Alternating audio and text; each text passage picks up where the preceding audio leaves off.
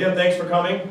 My name is Andy Seelick. I am the president and co-founder of the Minnesota Voters Alliance.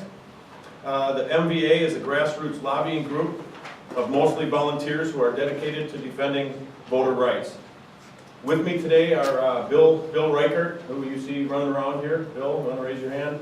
Bill can help you with some of the handouts there if you have any questions, and there's also some supporting documents in addition to the ones you have. I will read just a few brief remarks and then be happy to answer any questions you may have or try to answer them. If not, I'm sure Bill can answer those, right? Today, the Minnesota Voters Alliance filed a complaint with the Internal Revenue Service asking it to examine the structure and conduct of the National League of Women Voters with the goal of determining whether the League is acting in compliance with IRS rules applying to charitable organizations that have tax-exempt status under 501c3 code of the Internal Revenue Service Code. The complaint is based on a Minnesota Voters Alliance review of recent tax returns filed by the League of Women Voters and other public documents prepared by the League. By the way, we do have tax returns back there. Are we already out, Bill? We're already out. We can email to anybody. Okay. That review found that the League widely presents itself as one organization, but as it discloses on its website, has in fact two tax-exempt status designations from the IRS. One for its lobbying activities and the other for its educational operations. The advantage of having so-called C3 status for the educational organization is that contributions to the organization are, under common circumstances, tax deductible for the donor, whereas contributions to the lobbying group are generally not donor tax deductible. We hope that the IRS will look into this matter quickly because it is important for thousands of other charitable organizations to know precisely what is allowed and what is not allowed by the IRS. One major problem we have identified is that the League operates with no apparent separation between the lobbying organization and the educational organization. Our analysis shows that the two parts of the League have the same board of directors, identical corporate officers, the same employees, operate out of the same offices with shared expenses, have one website, and publish a combined annual report with a consolidated financial statement. If you were to invite all the directors, officers, high-level staff, and employees of the lobbying group and the comparable people from the education group into a room and ask the lobbying people to stand on one side, it appears there wouldn't be anybody in the other half of the room. In fact, the lobbying group completely controls the education organization because the lobbying group elects the board of directors of the education group, and for 57 years, it has elected itself. The second major problem we detect is the way in which the League consistently repeats its mantra of being nonpartisan, which it uses in the strictest sense of not overtly supporting one political party or candidate. It would like the public to believe that nonpartisan means the League is neutral and objective and has no horse in the political races for which it manages debates.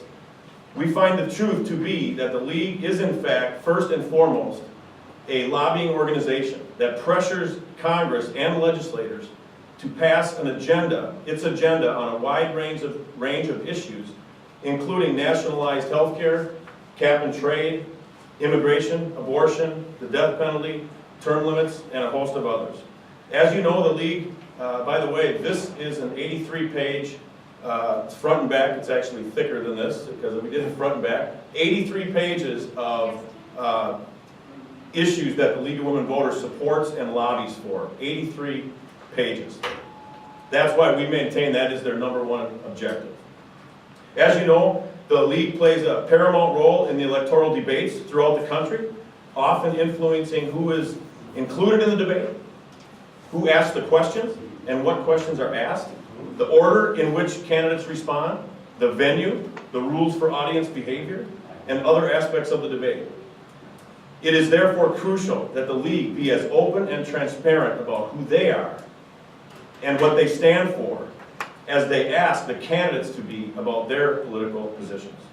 The Minnesota Voters Alliance calls on the League of Women Voters to state clearly at each debate they are involved in what policy positions they lobby for. How can the league play a neutral role in a debate when it may be concurrently lobbying the incumbent to pass legislation requiring, for example, mandatory participation in government-funded health care, or to pass laws raising taxes, or to oppose photo identification voting requirements, to name a few of the policy goals the league works toward. We also would like to see the league call on its directors and officers, as well as on league members who are involved in moderating and organizing debates, to disclose which, if any, candidates for public office and which PACs they or their spouses have made contributions to. Only by these types of disclosure, the basic forthrightness, can the public understand and judge what the proper role is for the league during this critical election season. In summary, our analysis indicates that the League of Women Voters is essentially a tax-exempt lobbying organization, and it portrays itself disingenuously as primarily interested in education, and that has obtained tax-deductible status like no other major lobbying group in the country. The Minnesota Voters Alliance challenges anyone to find another major lobbying organization that is structured and that operates in the same way the League does with regard to its tax-deductible component. Thank you, and we'd be happy to address any of your questions. Do you side with any political party, your organization? No, we don't. Are the questions that you have about the structure of the national organization, do they apply to the Minnesota League of Women Voters? Our complaint is against the national, okay? It's against the National League of Women Voters US, which is their lobbying group, and they have the League of Women Voters Education Fund. That's the two groups on the national level. Okay, that's the 501c4 lobbying group and the so-called education group. And what it is the C3 education is totally controlled by and a subsidiary of the C4 lobbying group. That's their makeup. So every one of those people involved in the C4 are also part of the C3. In Minnesota, that's a good question. In Minnesota, the executive director of the League of Women Voters Minnesota, which is their lobbying group, and the League of Women Voters Minnesota Education Fund is the same person. And she signed both 990 forms, which we have. I think we just have the US back here, we don't have the Minnesota ones. And she's in fact a registered lobbyist. So we thought that was interesting and pertinent to what we're talking about. That I mean, primarily it's a branding issue. It's not one particular issue that we believe causes non-compliance. It's the whole package of everything that they're doing when you add it all together. In our opinion, we're not tax lawyers. We have had our folks look at it, and it is our belief that they are not compliant. Should Minnesota voters be suspect of League of Women Voter sponsored debates, whether they're on Channel 5 or other venues around the state? Absolutely, absolutely they should be. I mean, this is the positions that they take, and when they claim that they're nonpartisan, nonpartisan means a lot more than just not endorsing a political candidate. It also means, if you go to Webster's, it also means that you're unbiased and neutral.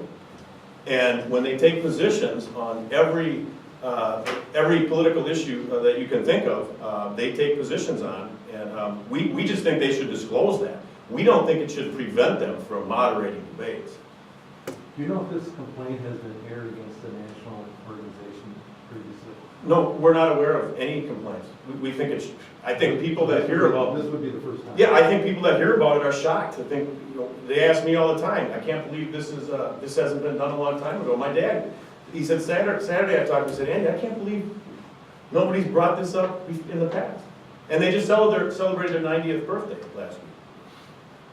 So we're calling for, we want to make it clear that it is not our responsibility to educate the public about the League, and it is not our primary task. Our view is that the League of Women Voters has an obligation to make it widely understood who they are, what they do, and whom they do it with. They have an obligation, not because they have charitable tax exempt status, although that's part of it. The league needs to be transparent and upfront about themselves because that is what they demand of everyone else, particularly candidates for office. And so that's one of our issues that, I mean, anybody that's moderating a debate should be upfront about who they are and the position that they take, in my humble opinion. Is this, in any way, could this be construed as some, trying to get some payback for butting heads with the league over the photo line? Absolutely. I'm sure it's gonna be construed all kinds of ways. It doesn't change the fact that that's not our primary purpose, is to go on offense against somebody because they disagree with us. This is a much bigger problem. This is very, very serious stuff we're talking about here. We're talking about a group that moderates nearly every debate, or not every, most debates in this country, and sends out voters' guides to millions, under the guise that they're nonpartisan and completely independent, and because they're an educational arm. When the League of Women Voters shows up at a debate, and we could send you some on YouTube, or you could just go to YouTube and find it, you'll see when they introduce themselves, most of the time, they'll just say League of Women Voters. Well, interestingly, if you go to the Secretary of State's website, the League of Women Voters is not even a registered entity in Minnesota. Interesting. Food for thought. But it's not telling me, what group are they with? I mean, who are they with? Are they with the lobbying group? Are they with both? So we take them at their word. They claim they're two organizations made into one, and our claim is that they're first and foremost a political lobbying group. On their website, it says their website says we're nonpartisan, but we're wholeheartedly political. Now, how do those two go together? Right on the League of Women Voters US website says we're nonpartisan, but we're wholeheartedly political. And I just think it appears to me somebody's pulling the wool over somebody's eyes, and has been for a long, long time. And I think people should question the moderators and find out a little more about them. I mean, as I mentioned in my talking points, these people are choosing venues. Candidates are choosing what debates they're going to. There's a lot of candidates that won't even go to a debate unless it's sponsored by the League of Women Voters. Fact. That's true. Why are they doing that? I mean, those are mostly Democrat candidates, but why would they only go, if they're incumbents, why would they only choose to participate in a debate? Any other questions?